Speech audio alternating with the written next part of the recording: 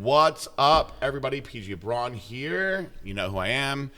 And it is another episode of Ask PJ with special guest, Dr. Zaino, in the house today. What's up, PJ? And I'm very excited because, well, without even telling me, I thought it was a mistake. I think I told you the story that Lewis, who runs the Legion, he was like, hey, isn't this your doctor, buddy? And I saw in the Legion applications, Dr. Zaino in there, and I go, yeah, that can't be right. I'm like, I give him whatever. If I told him he could have whatever he wants for the rest of his life, he's my good friend. And he goes, I don't know, I have an application here for him. And I think I might have told him, like, I mean, you can process it, but I think it's a mistake.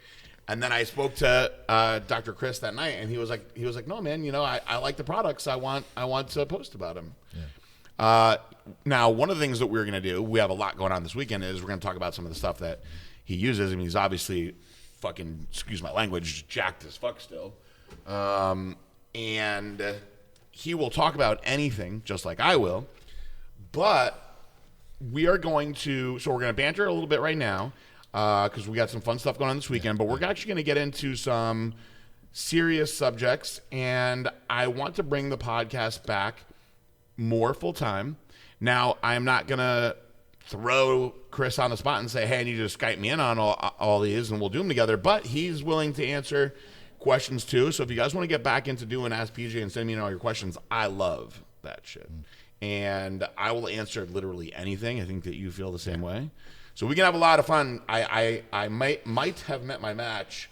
Definitely not physically. He's a lot bigger than I am. I lost all that stuff. But I got a guy that has the passion and the brains and the charisma, and I think we have a very good 1-2 punch for what we can do on the podcast. That's great. No, I appreciate everything you said there, for sure. Now, so you are in town because it is my 40th birthday. I know. I'm excited. I am so pumped. So I am. I'm not like a big birthday guy, but I had a lot of things happen, you know, in the past few years, really. And currently, my life is the best that it's been in a very long time. I'm going to get into that more with you guys down the road, and how much a lot of it has to do with Dr. Chris, and how our little bromance, I think, is going to last for life, because he helped me out a lot, and then we bonded, and you know, we're not going to make out or anything after this, but I value him greatly, and I will say this: you cannot put a price on your health, for sure. And I'm feeling good, so we're going to celebrate by going to the new Guitar Hotel, right, at the Hard Rock. And Dr. Chris flew in from Texas just to hang out this weekend. Yes. I wouldn't miss it. So what we're going to do is we're going to do some very good science for you guys. We're going to do ozone therapy, which I'm super excited for you guys to learn about this more. Dr. Chris is going to do what are you going to train tomorrow? Whatever you guys want. I mean, it seems like people want to know arms. I mean, his arms are nuts, guys. His arms are nuts, and he's been taking it easy. And I'm not trying to hype the products too much here, but he's been cruising. He's been cruising and using the Blackstone stuff. I know. I think people need to know. I mean, about that. Let me talk about that now. Please, yeah. I would love it. So the reason why I told PJ, let's talk about these things. So, what I do, and I think everybody should do, whether you're on TRT or you're doing a cycle, like, you need to totally come off. You have to. You just do it, because what it does is it allows the receptors to regulate, downregulate, and then you get more out of a little. Like, I'm always about, let me see how much I could get from a little. So I don't never have to do high dosages. So even TRT, I got ready. I always get ready every year. Not that I do a show, but I love the process. So we were talking about, I love the process of getting lean. October 1st is my quote-unquote show, just to take my pictures, do photo shoots, videos. And so when I'm done, I'm off for, everything for 2 months. And so when I had met PJ, and you sent me boxes came to my office, I said, you know what I'm going to do? I'm going to go all out. I stopped all my other supplements, just even nutritional supplements. I'm like, I'm just going to go pure Blackstone Labs. And I think being on the performance enhancers I was on, and then 8 weeks later of nothing, just on the Blackstone, I dropped 4 pounds, and my conditioning stayed the same. I mean, yeah, I lost a little bit of blood volume. You don't have that extreme fire hose vascularity, but PJ, I was like, what? And then what? Almost like even Meadows, like, you're actually in the Terminator mode, because Terminator moons me is like, Your body is just clicking. It's functioning correctly. It's holding its size. It's holding its mass. And I was so impressed with it. So I will not talk about anything that I don't have experience in. So we're talking about 8 solid weeks of Blackstone, everything Blackstone. And there's no variables for me. What that means is like, I took everything exactly the way it was supposed to, tracked it, charted it. Like I was the experiment to just prove like this was amazing. And you see the people that are watching see how much I'm smiling because this is like boner talk for me right now. And I know he doesn't have to kiss my ass on anything. He's just saying it because he believes it, which means the most. Yeah. Friendships like this, neither one of us, we provide things that I think are beneficial for each other, but there's no monetary incentive for us to be boys. Because I want to. He wants to help me, and I wanted to please try my products. They're great. You're going to love them. I don't want you to pay for them. I even told you, I don't even care if you post about them. Yeah. I just want you to see how good they are. And he didn't even get Glycolog because we were freaking sold out all that time. I know. I got it now, though. He's got it now. Now watch what happens to him now. He'll start competing again. There we go. Taking over the 212 division, maybe. Yes. Let me ask you. I wasn't going to talk about it. Yeah, let's do it. Let's talk about it. Fucking just for a second. Everything goes. Just for a second. When you watch the 212 bodybuilding now, I'm seeing you in person. You're pretty freaky. Yeah. Do you have any desire to maybe next year just push it and see, could you go in and battle with these guys? Because I'm good friends with a lot of these guys, and it's no disrespect to any of them at all. Like my buddy Guy, I'm hoping that he finishes in the top 5 at the Olympia next year. I know he's going to win a show this year, but he knows he's towards the end of the line too. When you see the younger guys, there's really not a lot of good talent in that division. Do you feel like you could go in and mix it up with these guys? I think based off my conditioning, yes, because I get really like evenly conditioned. Like the legs and the upper body, it's evenly, and the glutes come in.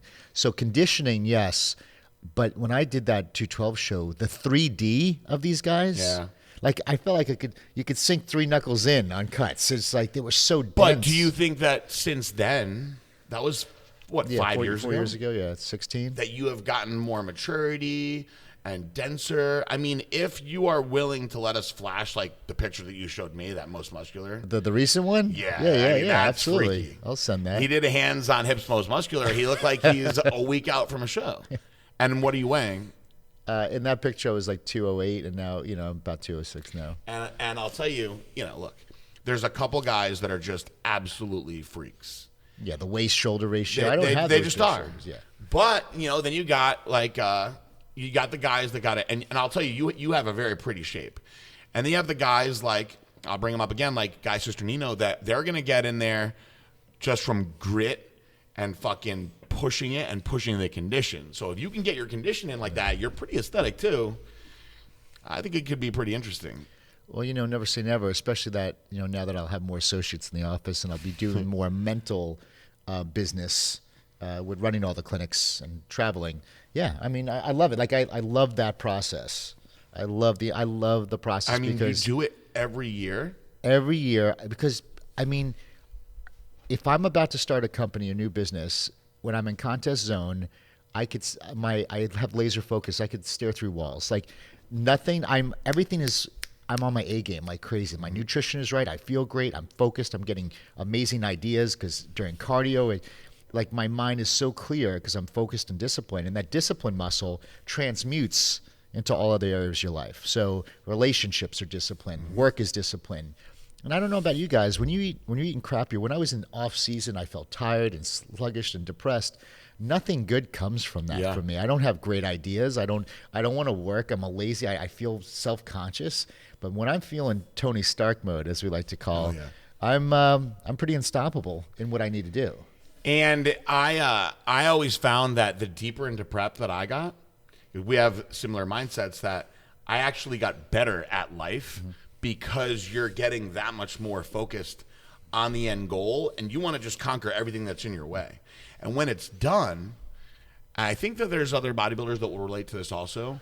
It's almost like depressing because you're not, and it has nothing to do with whether you win or lose. Because even there's shows where I won and I was done and I was kind of depressed after, because you've had this huge build up and it's done, and And you're like, well, now what am I supposed to do? Just take it easy, or what do I do? Well, I mean, that's why every year I don't do a show, but I get ready for one, because it allows you to have that play. We're like, hey, if PJ and I want to go out for his birthday, I'm not stressed that there's a show, and because I'm not overstressed, I actually stick to things better. Yeah. And then October came, I did my pictures, and then I look, hey, I'm going to go to Mexico, and another photo shoot there. And then so it went from October all the way past Thanksgiving. I wound up having content, YouTube, photo shoots, you name it.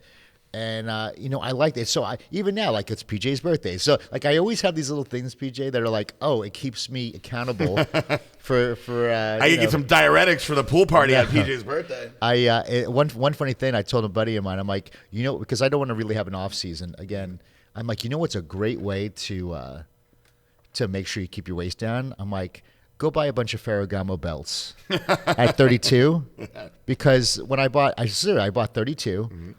And if that shit gets tight, then it's time to die. Like, I'm not going to spend $1,000. Hell no. And when I feel that's all the belts I got. So this is what I do. I go spend a lot of money on good clothes that when they don't fit because your belly is getting fat, not your legs because they fit the leg. Then you gotta get that glycolog going. You know what's funny is I did the opposite. So when I was first like making it, and I was like, oh man, I can't wait to change my wardrobe, get some nicer clothes. I was heavier because during that process, I realized I was so focused on the business that I kind of started eating bad, and I was also getting married. Yeah. And so I was so focused on that, and I was like, that was how the Beat PJ, which is our transformation contest, started, because I looked at my wedding pictures, and my ex-wife and I, we were like, we don't even want to show these to anybody. We're so fat. You're in love. And I was like, I've never been fat. I haven't been fat since I was a little kid. How did this happen? So we started the Beat PJ, and then after that, all the nice clothes that I got, the belts reminded me of this.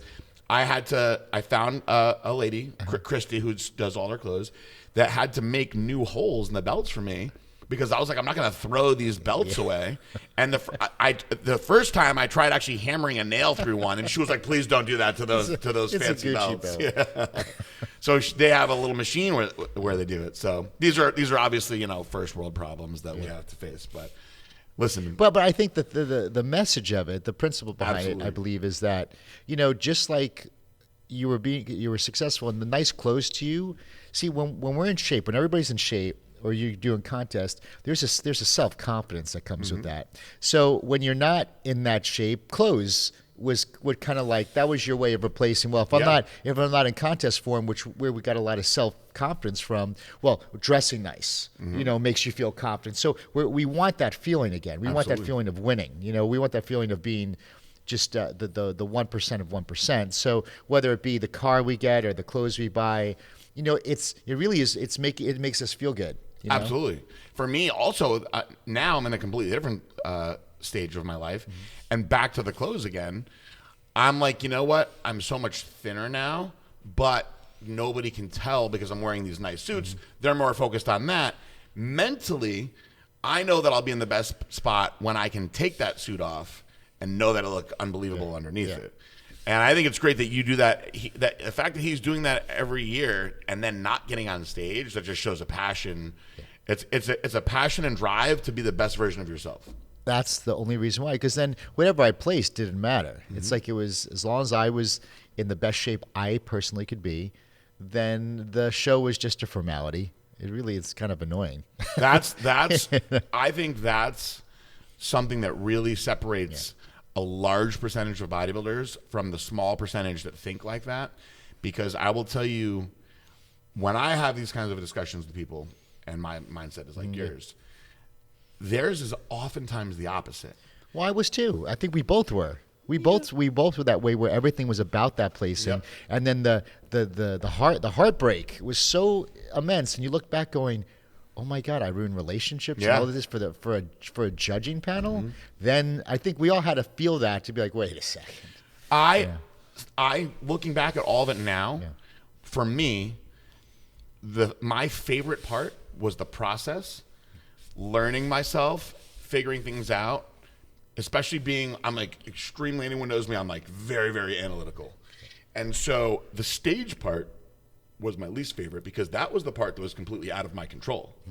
And I always thought the beauty was the struggle and figuring out the solutions to all the struggles that you're going through. So when I look back at it, people said, why didn't you compete more times? And for me, it was I went through this whole process, and if I didn't come close to winning, I thought to myself, well, I need to go back and come up with another really master plan that's going to take some time before I get back on stage again because I want to be that much better. Right. It wasn't like, all right, I'm going to do it again next week, and maybe this guy will like me more, and then do this. I never felt that way. I meet competitors that are like, I love being on stage. When I'm up there, it's the most amazing experience. And I'm like, really? I hated that part of it. But I guess it's also different. I think the people that I've talked to that say they love being on stage, they're often winning. Well, it's nice to win, man. It's definitely and I nice really think everybody who's listening, one of the greatest disadvantages in life towards competition, or just even in business, is that I think everybody deserves to be in a situation where they feel the essence of winning, true winning. Like there's only one winner. Not like today where everybody gets a participation award, So but much different. there's something about working hard and then winning, and it's just this it completes this beautiful series of something, and it's a feeling you never forget, and it's something that you'll always continue to strive for. But even if you don't hit that thing, your accomplishments are so far beyond what you usually would have settled for. Absolutely. So there's just, I don't care if it's winning at a go-kart race. Like there's just, it's so good to have some type of form of feeling loss and feeling a win. Like Winning- fucking Charlie Sheen. Yeah. Winning at life. That guy's still alive, right? Is he still alive? I think he's so. still I hope alive. so. I hope He's so. he's still alive. So I wanted to get into some good science and answer some questions that have been asked to me lately, but I did want to hype up the stuff that we're going to do together and banter a little bit. And so some of the things that we're going to talk about on the next podcast, guys and gals, this Or one's- guy. This one, or guy, Sister Nina. This one is specifically, I'm going to cover two big subjects for women. So I've been getting asked a lot, can you please do a podcast on anabolic cycles for women? And I did that for years, and I'm happy to do it. And I think this one can help women a lot.